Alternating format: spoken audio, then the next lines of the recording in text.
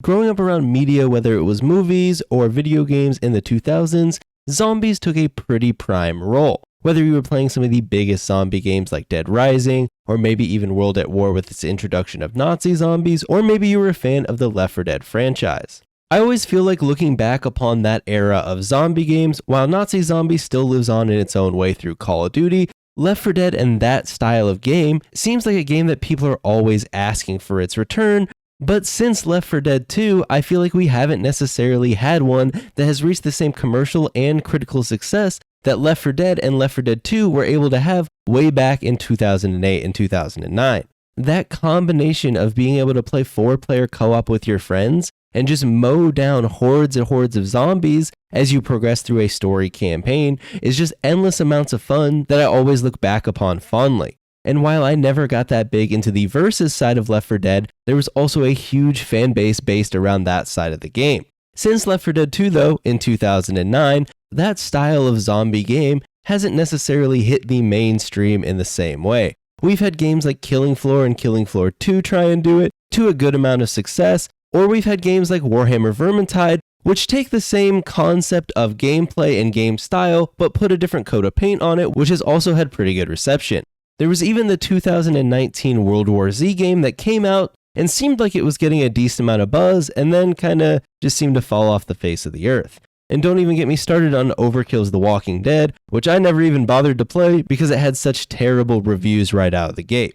Fans of this style of cooperative game have been looking for that worthy Left 4 Dead and Left 4 Dead 2 successor since honestly 2009. And that is where Turtle Rock comes in, the people who actually made Left 4 Dead and Left 4 Dead 2 back in the day. The company started way back in 2002, worked on Counter-Strike, Half-Life 2 Deathmatch, and then went on to make the Left 4 Dead franchise that we're all fond of. After that, they moved on to a game called Evolve, which I actually thought was pretty cool, but seemed to kind of fizzle out pretty quickly, and then they made some VR games, which honestly, I know nothing about. Well, now they are back with Back 4 Blood, a game that is most definitely trying to be a spiritual successor to the Left 4 Dead franchise that they left at the end of the 2000s. So with that intro kind of out of the way, why don't we just hop into some Back 4 Blood? Alright, so this is Back 4 Blood. This is the little hub area that you get spawned into where you can edit your deck, which we'll talk about a little bit later. And you can kind of upgrade your cards and all that good stuff. But let's just hop straight into a game. So if you played Left 4 Dead back in the day, the premise of Back 4 Blood is going to be very, very familiar. Basically, it's the same thing. It's 4-player co-op, and you attempt to kind of kill zombies and do objectives to progress throughout the different campaign levels. This is in beta, so currently there's only 2 acts in the game, but one of the big changes between this and Left 4 Dead, obviously, is the deck system. So before you hop into a game, you can build your deck, or you can use a starter deck, and as you kind of level up, you can unlock more cards to build your deck with, but basically at the start of every single mission, you'll have the opportunity to draw a card out of your deck. These cards can give you different abilities, like the heavy attack, they can give you health, they can give you perks, all sorts of stuff. And at first, I really hated the card system. It seemed kind of completely unnecessary and tacked on top of the Left 4 Dead formula. But I will say, as I have started to play a bit more and got a little bit more used to what the cards do and kind of the ones that I should be using and whatnot, I don't hate it as much, but it does still add a level of RNG to the game, because even if you have the best cards unlocked, which I don't, you're not necessarily going to be able to draw the exact one that you want at the start of the act or at the start of the campaign that you're playing. Another thing to note is that all the different characters in this game have different perks that can affect you and your teammates. Alright, so everyone's kind of loaded in now. You can pick your gun. One thing I noticed last night playing with my friends is that, especially playing on the higher difficulties, which I'm not right now since I'm recording, but if you're playing on the hardest difficulty, ammo actually starts to become a problem. So I would recommend, especially if you're playing friends, you're going to want to try and use different weapons so that you're all using different ammo types. So someone uses a rifle, someone uses an SMG, someone uses a shotgun, and I'm not a huge fan of the snipers in this game, but you can have someone rocking a sniper too. So at the start, there was a few weapons to pick up. As you progress through the level, you'll find weapons throughout the level. Some of them are higher rarity. Some of them have attachments. You can also find attachments for your guns. And then at the end of the level, as you hit the save point like you would in Left 4 Dead, you can buy new weapons there from a vendor, or you can also buy different attachments. So yeah, that's kind of the gist of it. It's basically Left 4 Dead with a loot and a card system kind of thrown on. The combat's going to feel pretty similar to Left 4 Dead. It's been a long time since I played Left 4 Dead, so I can't give you like a one-to-one comparison. You will find these crates out in the world that have different loot. There's also special rooms where you have to have a toolkit to open them, so it's definitely kind of looter-shooterized, if that makes sense, but I don't mind it. So I picked up a melee weapon here. So one big difference is in Left 4 Dead, your secondaries had unlimited ammo. In this game, they don't. I haven't found myself really running out of ammo with the secondaries, but you do have set ammo in the secondaries, or you can pick up a melee weapon like I had. There's also, just like in Left 4 Dead, you can push the zombies away with your melee button, even without the melee weapon out. However, you'll notice that I have a little knife. That's because I picked a perk that gives my character a knife when doing the pushback ability.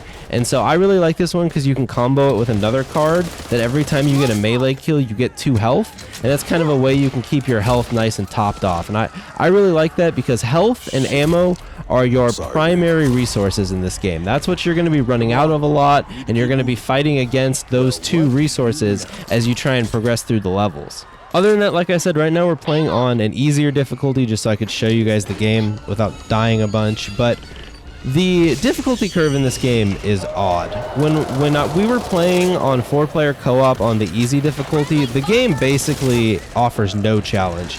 However, if you crank it up, it actually does become pretty hard, especially when you don't have all the good cards unlocked and everything like that, which I'm not sure if I'm a fan of. Like, Left 4 Dead's a game where you can kind of just hop in, and if you kind of know what you're doing and you're playing with friends that know what they're doing, you can get through the game pretty competently. But it feels like in this, there is a layer of grind to it so that you can unlock all the cards you need, and I'm sure right now in the beta, as far as I'm aware, there's no way to straight up just buy those cards or anything like that, but I'm gonna guess there's probably going to be a way to just purchase your way through once the actual game comes out. This is one of those doors here that requires a toolkit to open. I don't have a toolkit, but you can buy those from the vendor in the safe room in between all the different levels. One thing that I don't like, and I don't remember if Left 4 Dead did this because it's been a while, but if you are hip firing in this game and you shoot, it slows your character down a ton, and I am not a fan. You do not want to alert these birds. They spawn a bunch of shit, so you gotta try and avoid that.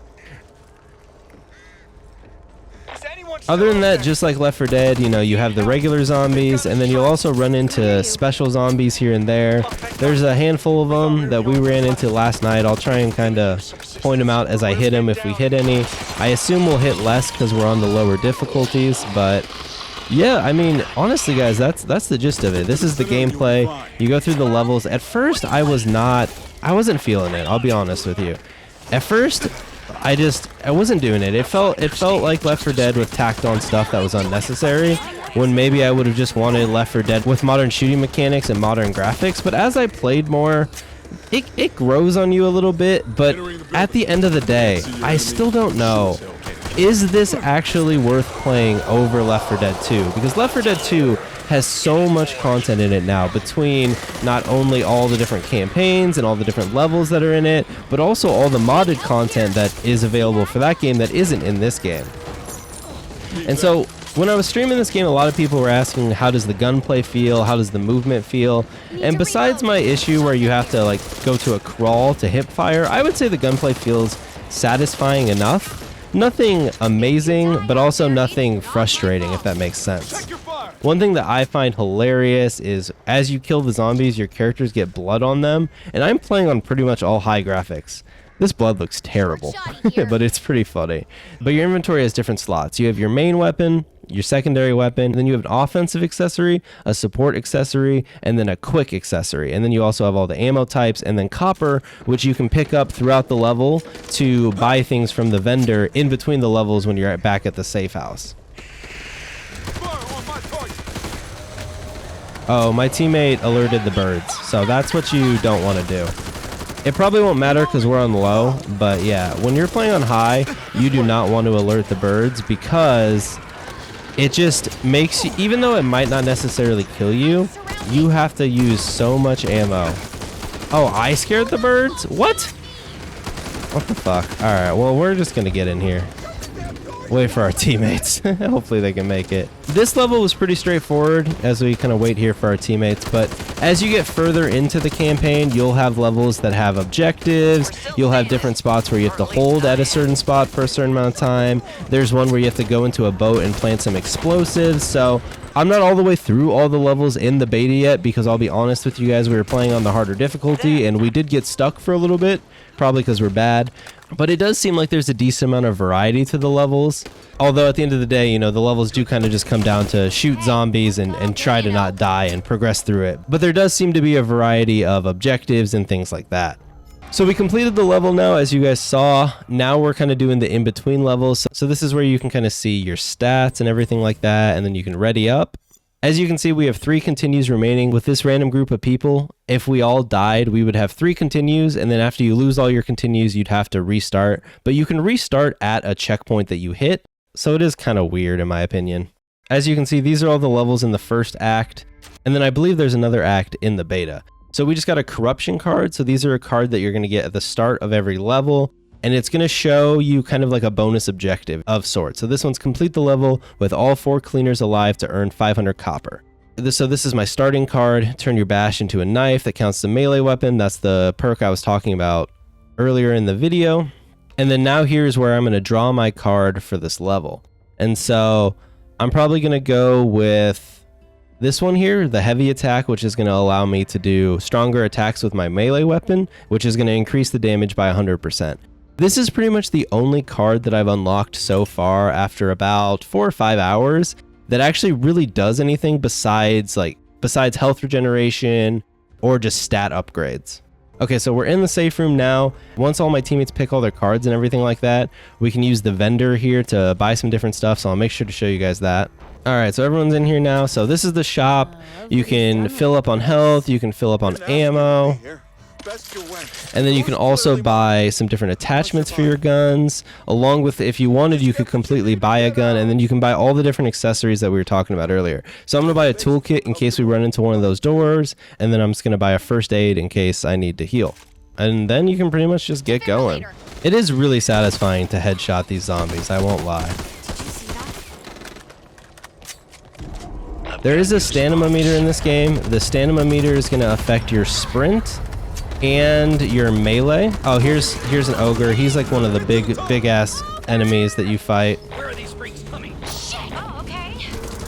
This one kind of is just like a huge tank. He does do a ton of damage if he hits you, but basically you just pour ammo into him. So not necessarily the most fun thing to fight. He does throw these big balls at you. I want to say you can almost just run past him if you want, but since my teammates are fighting it, we might as well fight it. With the bigger zombies, they all have these weak spots that you can see. You're going to want to try and focus on those because you're going to do a lot more damage. Otherwise, they are very, very tanky. Alright, so we did enough damage to the ogre that he left. He'll be back later, and we can kind of finish him off. So one big difference that I feel like I noticed in the higher difficulties is not only are the zombies more deadly and you have less health, there's just a lot less abundance of ammo and resources, which makes total sense. Oh my god, what's going on in here? Oh shit, these ones blow up on you. Oh fuck. What the? I don't even know what just happened, that was weird. We're gonna throw a nade in there. Oh, why did they blow up right in front of me? I'm almost out of AR ammo right after telling you guys that I have an abundance of ammo. This is unfortunate. The fire effects in this game are fucking weird. I do not understand how this is fire. Throughout the level, you can also find additional cards. So basically, it's just going to give you a random card. And this doesn't add to your deck that you can take in between instances. But in this current run, it'll just add that card into your inventory. So basically, it gives it to your character. So I didn't see exactly what that one was. But whatever the perk was on that one, my character now has. So those are actually really valuable to pick up.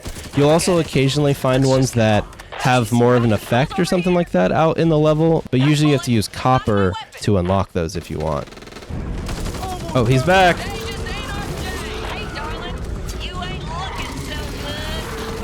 Got him.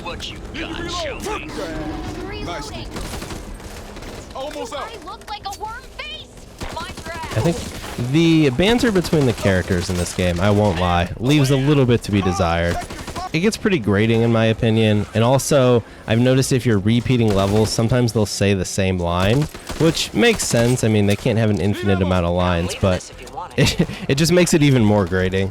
So here, since even though I have a bunch of attachments for my AR, I'm going to switch to the just because I don't have rifle ammo. You can drop ammo and stuff for your teammates, so that's why I was saying if you're playing with friends, it's actually really good just for everyone to use a different weapon type because you can all share ammo that way.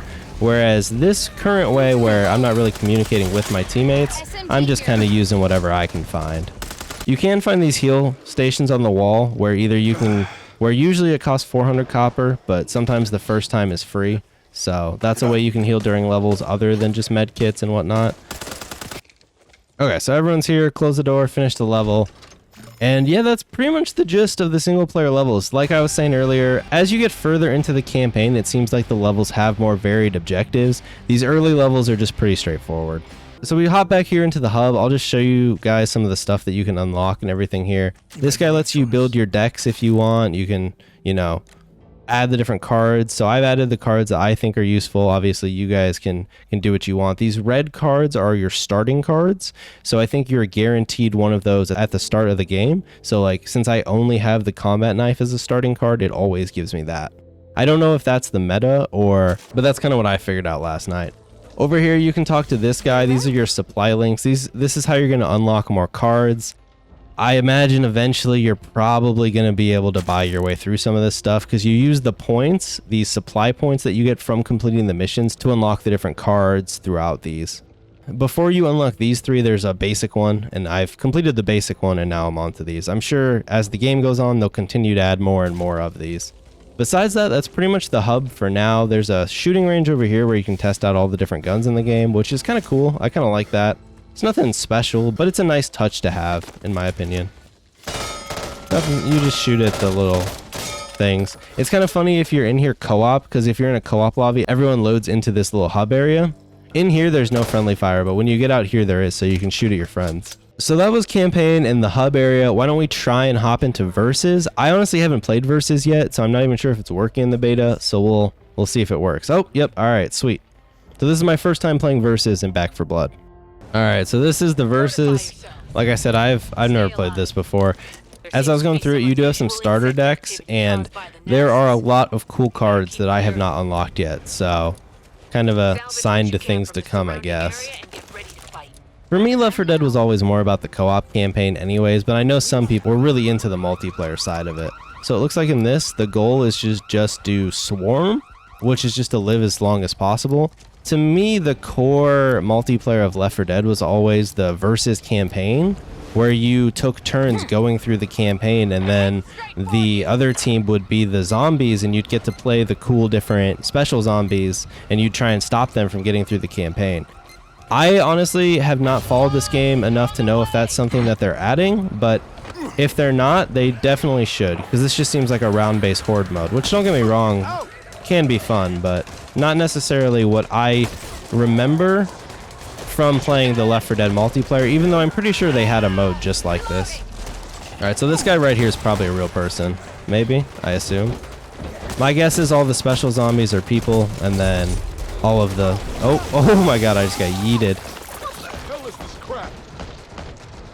I probably should not have picked up this revolver. It's not going so well for me. These little hammer guys are very strong. Oh. Get him. Oh, we got him. All right. Get that thing away from me. Is there a battle royale circle that I'm not aware of in this? Definitely is. That is very weird. I'll be honest with you, this doesn't really do it for me, but I'm sure there are people that like this mode, so I won't bash on it too much. I just got stuck or something. Oh my gosh, no. I'm dying. Oh, I'm sorry, buddy. Luckily, my character checked if he was okay. There's a hammer boy. Kill the hammer boy. Shoot him in the weakness. Oh, he's dying. Nice. Good shit.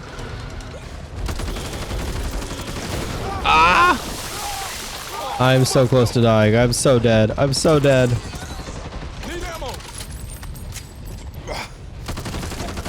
Oh no! Into the swarm. No! No, they got me. I got you. I got blasted into the swarm. No, buddy, no, buddy. Oh no. I'll try and save him. He saved me. I have to. Oh my god, I got downed again. He died. Yeah, it's not going too well for the squad. Oh, that guy's just yeeting through the air right now. Oh, I got him. Oh no, my teammate's dying. I need to reload. You should save so. Oh, the hammer guy. Oh no. Oh no. Oh no. Yeah, that's the end for the squad for sure. All right, so basically it just sees how long that you stay alive and then you flip sides, and it looks like maybe you do this 3 times. So that's pretty much the gist of the multiplayer, I think. There might be more modes or more maps, but we'll play a little bit of the zombies, or as this game calls them, the ridden, and then we'll probably wrap up the video because this is already getting pretty long and I don't want to keep you guys here forever. You must be hidden to spawn. Oh, you literally just spawn in the area. That's interesting. Right, they're all in here. So what do my abilities do? Okay, that's like a run. What's this? That's a hit. Oh shit, sorry guys. Okay, that's like a big. Okay.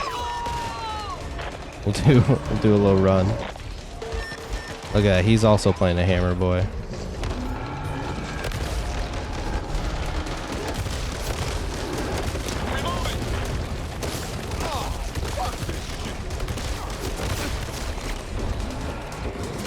I can't see anything.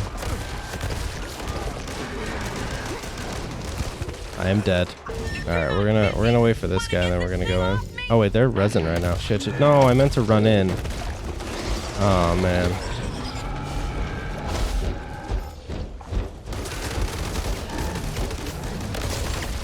Reloading. Need to fix this up. There we go. Oh wait. No, I did it again. I meant to run. Oh, he's healing. He's healing a lot. Oh, right in the spot. Right in the zone. Oh, we got you trapped. Get back here. Get back here. Oh my gosh. They're a lot tankier than I expected them to be. All right, we just got to keep him in there. Easy. Easy. Did we win? All right, we killed them way faster than they killed us. Alright guys, that's pretty much going to do it for the video. I hope you enjoyed it. I wanted to just give you guys kind of my first impressions on Back 4 Blood. I have mixed opinions on it. On one hand, I've actually been enjoying it a good amount, but on the other hand, I'm kind of torn whether or not it's actually worth playing over just going back to Left 4 Dead, because I haven't played Left 4 Dead in years anyways, so I could go back and play that if I wanted to, and it would feel kind of fresh, especially with their new update that was kind of recent. As always guys, if you enjoyed the video, you know what to do. Let me know in the comments if you want to see more Back 4 Blood content. I did actually stream it the other day, which was a lot of fun. I might stream it again with some of my friends because this is a game that is really fun co-op. Other than that, make sure you follow me over on Twitch so you don't miss those streams. Follow me over on Twitter and Instagram to see me tweet words and pictures. And with that said, I'll see you all next time.